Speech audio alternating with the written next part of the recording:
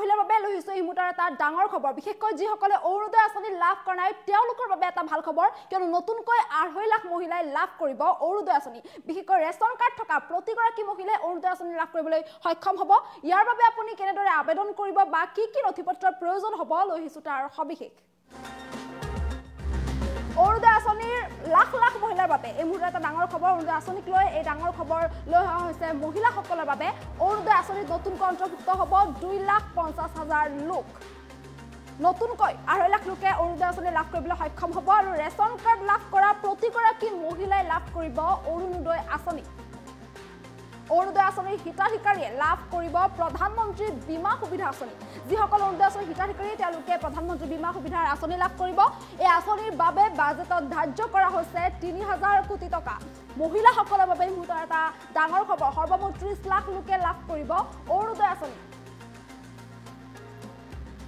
কিদৰে কৰিব লাগিব আবেদন যেহেতু অৰুণোদয় আঁচনি লাভ কৰিব নতুনকৈ 2,50,000 লোকক অন্তৰ্ভুক্ত কৰা হ'ব তেনেস্থলত আপুনি কিদৰে আবেদন কৰিব আবেদন কৰাৰ বাবে লাগিব আপোনাৰ আধাৰ কাৰ্ড ৰেচন কাৰ্ড এই সমূহ নথিপত্ৰ আপোনাৰ প্ৰয়োজন হ'ব আপোনাৰ আধাৰ কাৰ্ডখন আপোনাৰ ৰেচন কাৰ্ডখন প্ৰয়োজন হ'ব আধাৰ কাৰ্ডৰ সৈতে সংযুক্ত আপোনাৰ বেংক পাছবুকখন প্ৰয়োজন হ'ব আবেদনৰ বাবে প্ৰপত্ৰ পূৰণৰ সময়ত আপুনি অত্যন্ত সাৱধান হৈ পূৰণ কৰিব লাগিব যাতে ভুল নহয় সেইটো আপুনি লক্ষ্য ৰাখিব কিয়নো ভুল হ'লে আপোনাৰ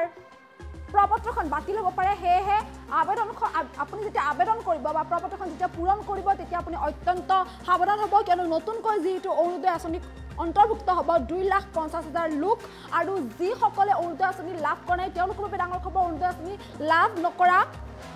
সৰ্বমুঠ 30 লাখ লোকে অৰুণোদয় আঁচনি লাভ কৰিবলৈ সক্ষম হ'ব আনহাতে যিসকলে ৰেচন কাৰ্ড লাভ কৰিছে ৰেচন কাৰ্ড লাভ কৰা প্ৰতিগৰাকী মহিলাই লাভ কৰিব অৰুণোদয় আঁচনি আৰু কেৱল অৰুণোদয় আঁচনিয়ে নহয় অৰুণোদয় আঁচনিৰ হিতাধিকাৰীসকলে প্ৰধানমন্ত্ৰী বীমা সুবিধা আঁচনিও লাভ কৰিবলৈ সক্ষম হ'ব আৰু বাজেটত যিটো ইয়াৰ বাবে ধাৰ্য কৰা হৈছে 3,000 কোটি টকা ইতিমধ্যে ধাৰ্য কৰা হৈছে বাজেটত এই আঁচনিৰ বাবে গতিকে লাখ লাখ মহিলাসকলৰ বাবে নিশ্চয়কৈ ভাল খবৰ প্ৰতিগৰাকী মহিলাই এতিয়াৰ পৰা অৰুণোদয় আঁচনি লাভ কৰিব লাগিব যিহেতু মহিলাসকলৰ বাবে এই বিশেষ সুবিধা লৈ অহা হৈছে বা বিশেষ আঁচনিৰ ব্যৱস্থা কৰা হৈছে যাতে মহিলাসকলে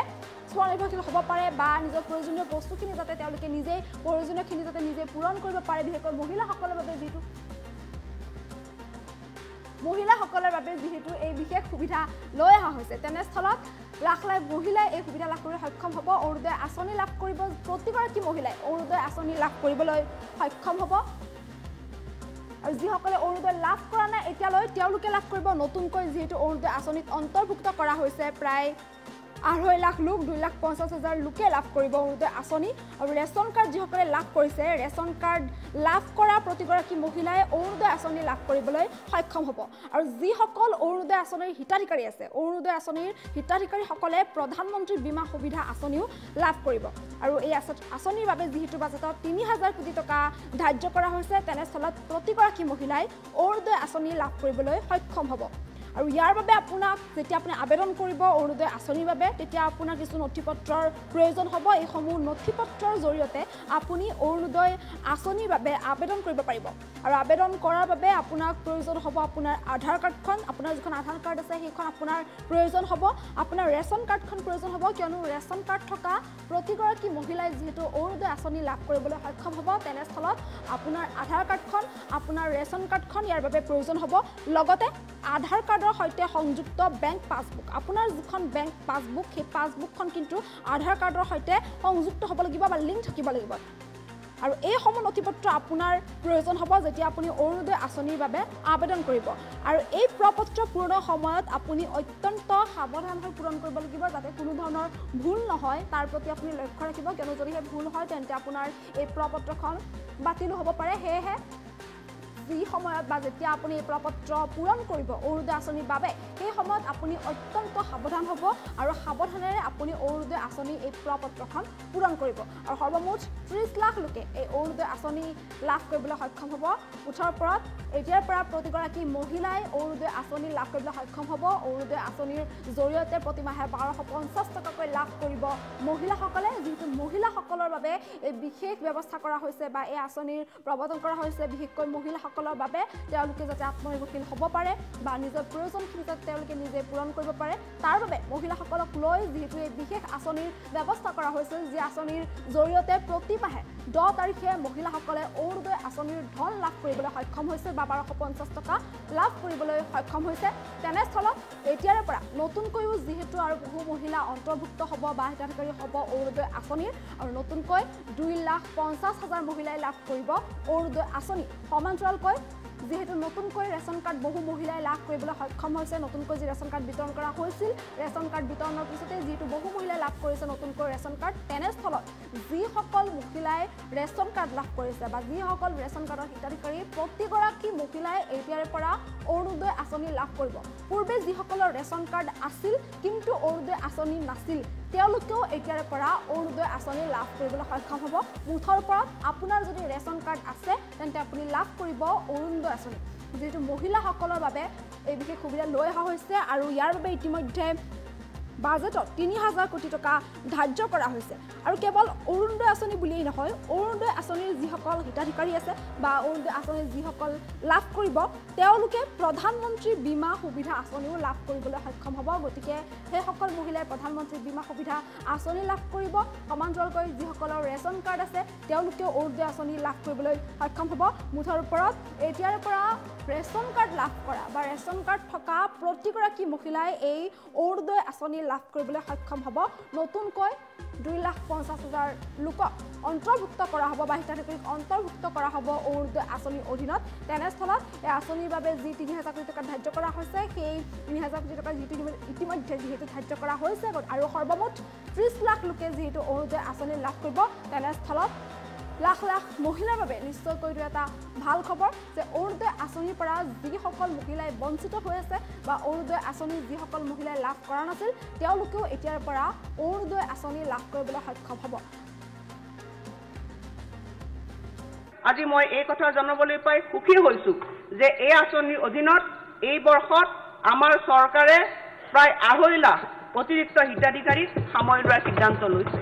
ইয়াৰ ফলত ৰাজ্যখনত সৰ্বাধিক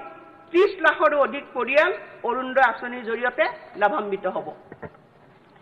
চৰাইদেউ আৰু বিশ্বনাথ জিলাত পাইলট ভিত্তিক অৰুণোদয়ৰ সৈতে ৰেচন কাৰ্ড সংলগ্নকৰণৰ দ্বাৰা ৰাষ্ট্ৰীয় খাদ্য সুৰক্ষা আইনৰ সকলো হিতাধিকাৰী পৰিয়ালে অৰুণোদয় আঁচনিৰ আওতালৈ অনাৰ দিশত প্ৰয়াস চলাম অভাৱগ্ৰস্তসকলৰ জীৱন যাত্ৰা অধিক সুচল কৰাৰ বাবে চৰকাৰে প্ৰধানমন্ত্ৰী জীৱন জ্যোতি বীমা যোজনা আৰু প্ৰধানমন্ত্ৰী সুৰক্ষা বীমা যোজনাৰ অধীনত অৰুণোদয় হিতাধিকাৰীসকলক বীমা প্ৰদানৰ বিষয়েও বিবেচনা কৰিব মই এই আঁচনিৰ বাবে বাজেটত 3,800 কোটি টকা ধাৰ্য কৰিছো আজি মই এই কথা জানাবলৈ পাই সুখী হৈছো যে এই আঁচনিৰ অধীনত এই বৰ্ষত আমাৰ চৰকাৰে প্ৰায় 2.5 লাখ অতিৰিক্ত হিতাধিকাৰীক সামৰি লোৱাৰ সিদ্ধান্ত লৈছে ইয়াৰ ফলত ৰাজ্যখনত সৰ্বাধিক